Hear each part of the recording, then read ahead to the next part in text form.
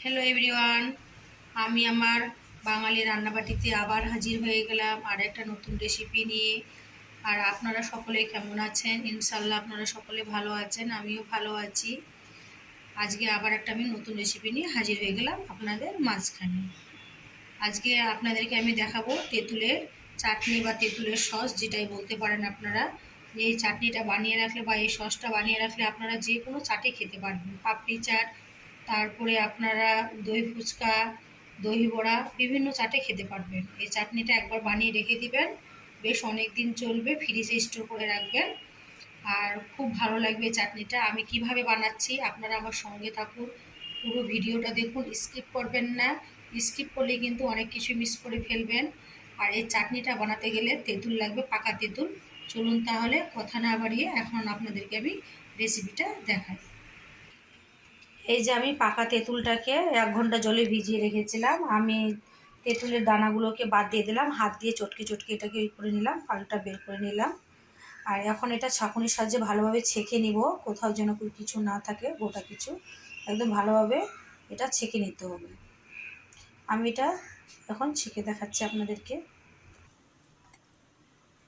এই যে আমি তেঁতুলের পাল্পটা দিচ্ছি,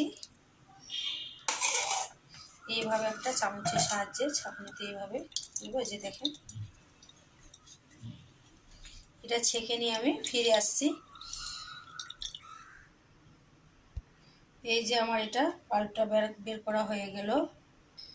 আর এই যে দেখেন, যে নোংরাগুলো ছেঁকে নিলাম ভালোভাবে, এটা থেকে গেল ছাঁকুনিতে। আর এই যে পাল্পটা বের করে নিলাম, যেটা আমার লাগবে। এই যে দেখেন, তেঁতুলের পাল্পটা বের করে নিলাম, সুন্দরভাবে ছেঁকে নিয়েছি। দেখেন কিছুই নেই।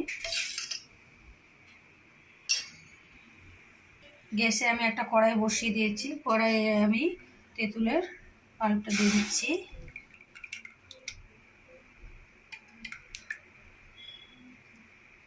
আমি এই গুড় দিয়ে সসটা তৈরি করব, আপনারা চিনি দিয়েও করতে পারেন।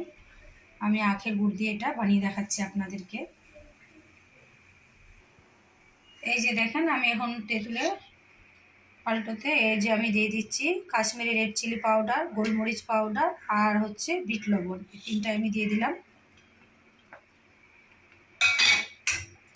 এখন গ্যাসের ফ্লেমটা আমি হাইতে করে দেব।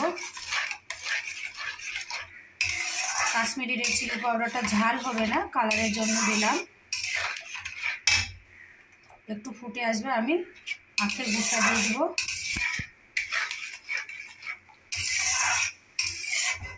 আমি ফোড়ন কোনো কিছুই দিলাম না, যে অনেকে 5 ফোড়ন দেয়, জিরা দেয়, আমি এইসব দিলাম না।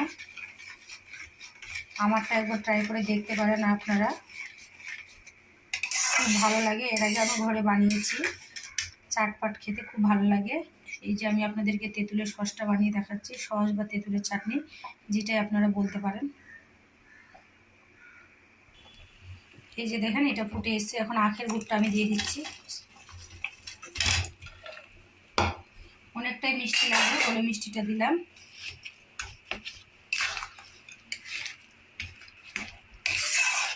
এই গুড় দেওয়ার কারণে মানে চাটনির কালারটা খুব সুন্দর আসবে।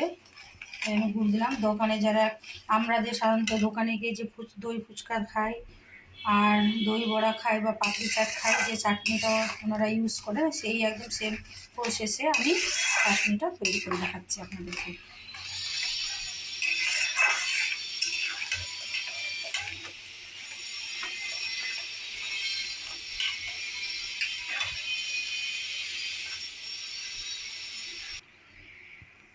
এই যে দেখেন, সব কিছু ভালোভাবে মেল্ট হয়ে গেছে। আমার 300 গ্রামের মতো তেঁতুল ছিল, আর আমার গুড় লেগেছে 1 কিলোর মতো। বেশি এটা মিষ্টি করবেন না, একটু টক টক রাখবেন। বেশি মিষ্টি হয়ে গেলে আবার খেতে ভালো লাগবে না। আর খুব এটা গাঢ় করবেন না, একটু পাতলা থাকবে। ঠান্ডা হয়ে গেলে অনেকটা তখন গাঢ় হয়ে যাবে। এই যে দেখেন, আমারটা হয়ে এসছে, খুব একটা সময় লাগে না। আর এই যে সসটা তেঁতুলের আপনারা বানিয়ে রাখবেন, খুবই ভালো লাগবে। যে কোনো চাটের সঙ্গে আপনারা এটা স্টোর করে রাখতে পারেন ফ্রিজে, বেশ 1 বছর ভালো থাকবে ফ্রিজে রাখলে পরে।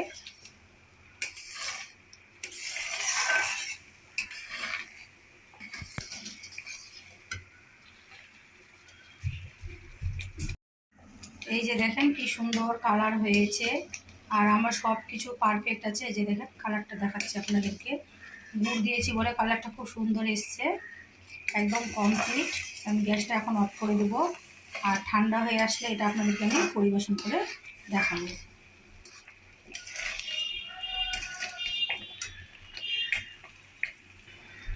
যে আমি এখন গ্যাসটা অফ করে দিলাম।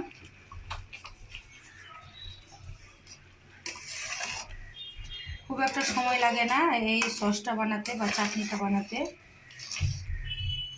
খেতে কিন্তু খুবই দারুণ লাগে। আপনারা ট্রাই করে দেখতেই পারেন। আর কে কোথা থেকে আমার ভিডিওগুলো দেখছেন প্লিজ প্লিজ আমাকে কমেন্টের মাধ্যমে জানাবেন, তাহলে আমি আপনাদেরকে ধন্যবাদ জানাতে পারবো। আর যারা আমার চ্যানেলে নতুন বন্ধু আছেন প্লিজ আমার চ্যানেলটাকে সাবস্ক্রাইব করবেন, লাইক করবেন, কমেন্ট করবেন।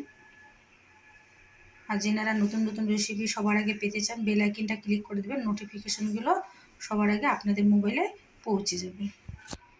এটা ঠান্ডা হয়ে আসুক, তারপরে আপনাদেরকে আমি এটা দেখাচ্ছি।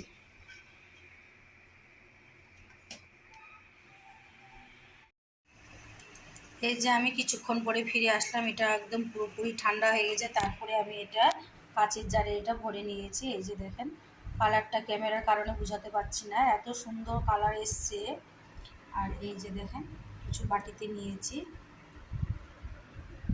তেঁতুলের সস বা তেঁতুলের চাটনি, যেটাই আপনারা বলতে পারেন। যে কোনো চাটের সঙ্গে এটা খেতে পারবেন আপনারা। দই বড়া, দই ফুচকা বলুন বা পাপড়ি চাট বলুন, যে কোনো চাটে এটা খেতে খুব ভালো লাগবে। মানে এটা দিলে চাটের স্বাদটা একদম দ্বিগুণ হয়ে যাবে। আর কে কোথা থেকে আমার ভিডিওগুলো দেখছেন প্লিজ প্লিজ আমার চ্যানেলটাকে সাবস্ক্রাইব করবে, লাইক করবেন। আর কে কোথা থেকে দেখছেন সেটাও আমাকে কমেন্টের মাধ্যমে জানাবেন। আমার রেসিপিটা আপনাদের কেমন লাগলো প্লিজ আপনারা আমাকে কমেন্টের মাধ্যমে জানাবেন। খুবই সহজ পদ্ধতিতে আপনাদেরকে বানিয়ে দেখালাম। এই যে প্রসেসে তেঁতুলের সস বা তেঁতুলের চাটনি, যেটা আপনারা বলতে পারেন। খুবই অল্প উপকরণ দিয়ে রেসিপিটা বানালাম।